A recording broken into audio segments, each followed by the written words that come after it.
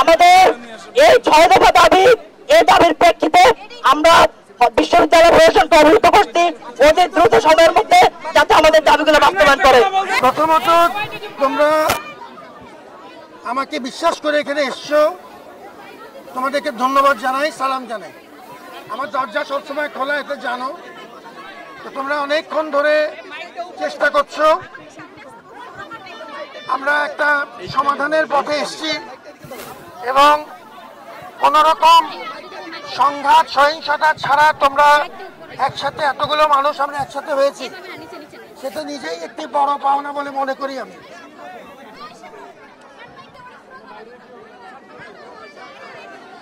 প্রথমত নিবর্তনমূলক কোনো রাজনীতি, যে রাজনীতি গণরুমের জন্ম দেয়, যে রাজনীতি নিপীড়ন করে, এটা আমরা কেউ চাই না। তোমার এবং আমার মধ্যে কোনো পার্থক্য নেই, তুমি এবং আমি মিলেই এই নতুন প্রশাসন। আচ্ছা, এখন আমাদেরকে 2-3টা বিষয় তোমাদের পরামর্শ দরকার। আমরা নিবর্তনমূলক কোনো রাজনীতি হল পর্যায়ে চাই না, এটা খুব পরিষ্কার। 17 তারিখ তোমাদের ক্ষেত্রে যদি এটা আমাদের আগে 17ই জুলাইতে, ওই সময় হল প্রশাসন কর্তৃক যেসব সিদ্ধান্ত হয়েছে ছাত্র এবং হল প্রশাসনের মধ্যে, সেটি তারা তাদের মতো করে বিবেচনা করতে পারবে, আমাদের তাতে কোনো আপত্তি নেই। আচ্ছা, এখন একটা ব্যাপার তোমাদের পরামর্শ দরকার, খুব ভালোভাবে পরিষ্কার। সেটি হলো যে আমাদের সামনে তোমাদের সাথে, সবার সাথে কথা বলে, তোমাদের ভরসায় সাহস করে আমরা ডাকসুর মতো একটি বড় আয়োজনে নেমেছি এবং এটি আমি খুব আশ্বস্ত হলাম যে তোমরা আজকে অনেকক্ষণ ধরে তোমরা কষ্ট করছো, কেউ কেউ না খেয়ে আছো, এর মধ্যেও ডাকসুর ব্যাপারে তোমাদের একটা অত্যন্ত পজিটিভ, একটা ইতিবাচক মনোভাব প্রকাশ পাচ্ছে। আমি এটাতে আশ্বস্ত বোধ করছি।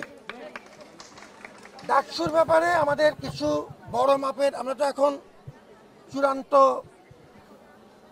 তালিকার দিকে যাচ্ছি, খসড়া অলরেডি হয়ে গেছে, তোমাদের সবার সাহায্য নিয়ে এর দূর যে আসবে সেটিও একটি বড় পাওনা মনে করি তোমাদের সহযোগিতা নিয়ে। এখন ডাকসুর জন্য হল কেন্দ্রিক ছাত্র সংগঠনগুলো তারা তাদের মতো করে কাজ করতে হবে। এখন সেটির রূপ কেমন হবে, যেমন ধরো হলে কি তারা মিছিল করতে পারবে কিনা, তারা কি পোস্টারিং কিভাবে করবে, এই যে আচরণ বিধিগুলো, এখন তাদের এই আচরণ বিধিগুলোর ব্যাপারে তোমাদের সাথে, এটা তোমাকেই করতে হবে, ছাত্র সংগঠনগুলোর সাথে, তোমাদের সাথে মিলে তোমরাই বলবে যে এই পারস্পরিক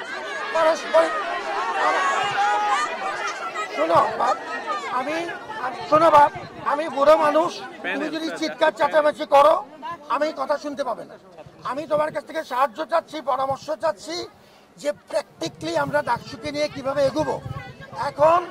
এখন যেটা দরকার সেটা হচ্ছে না, সবাই যদি মনে করো তোমরা যে ডাকসু আমরা চাই, তাহলে আমাদেরকে,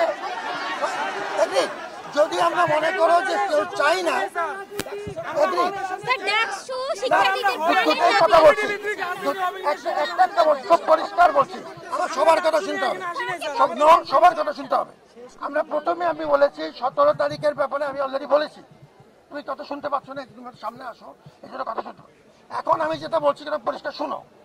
ডাকসুর ব্যাপারে তাদের এই সামনে যখন প্যানেল হবে, তাহলে তারা কিভাবে কাজ করবে, হলে তো তাদের কাজ করতে হবে, কিভাবে কাজ করবে এই ব্যাপারে একটা আমাদের ঐক্যমত্য দরকার, তাদেরকে সে অনুযায়ী পরামর্শ দিতে হবে আমাদের।